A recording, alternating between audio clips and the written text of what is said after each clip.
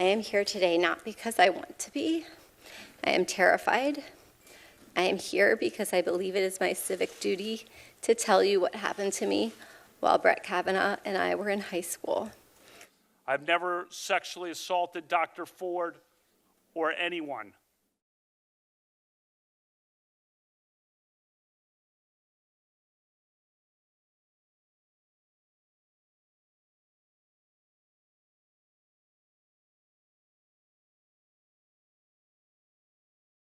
I don't have all the answers, and I don't remember as much as I would like to.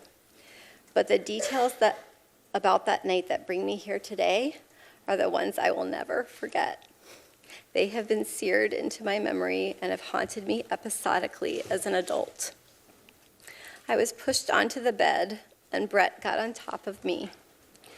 He began running his hands over my body and grinding into me.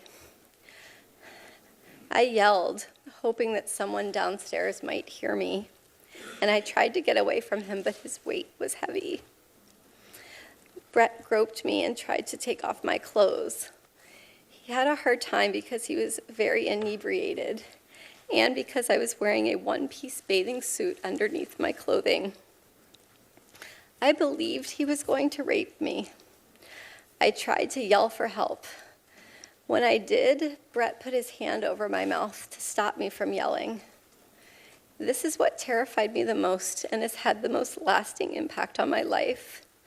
It was hard for me to breathe, and I thought that Brett was accidentally going to kill me. Both Brett and Mark were drunkenly laughing during the attack. I categorically and unequivocally deny the allegation against me by Dr. Ford.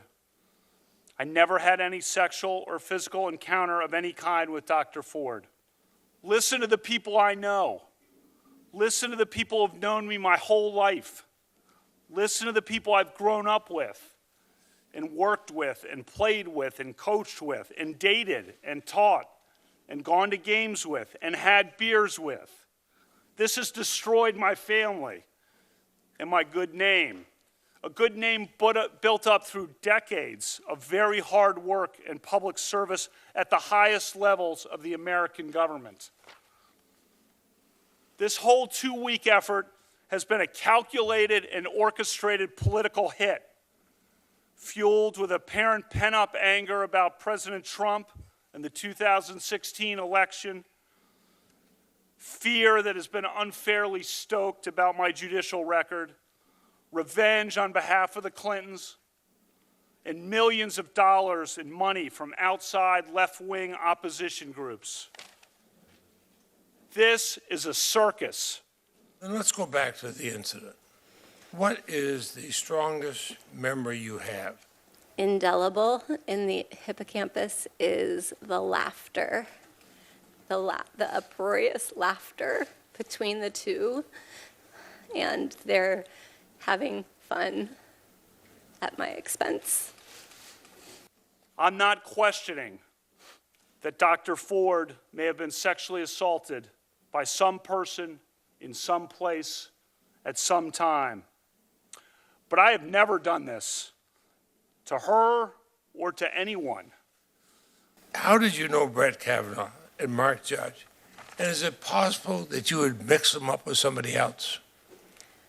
No, it is not. If you're very confident of your position, and you appear to be, why aren't you also asking the FBI to investigate these claims? Senator, I'll do whatever the committee wants. I wanted a hearing the day after the allegation came up. I wanted to be here that day.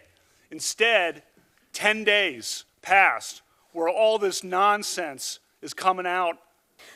The notes from your therapy sessions were created long before this nomination and corroborate what you have said today.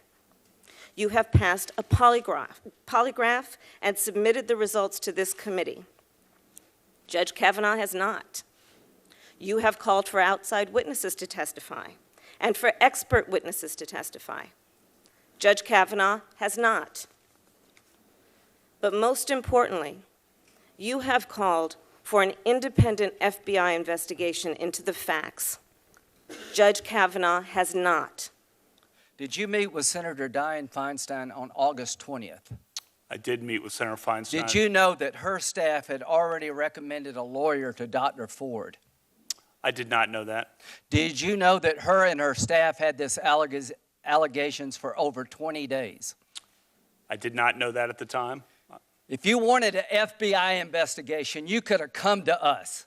What you want to do is destroy this guy's life, hold this seat open, and hope you win in 2020.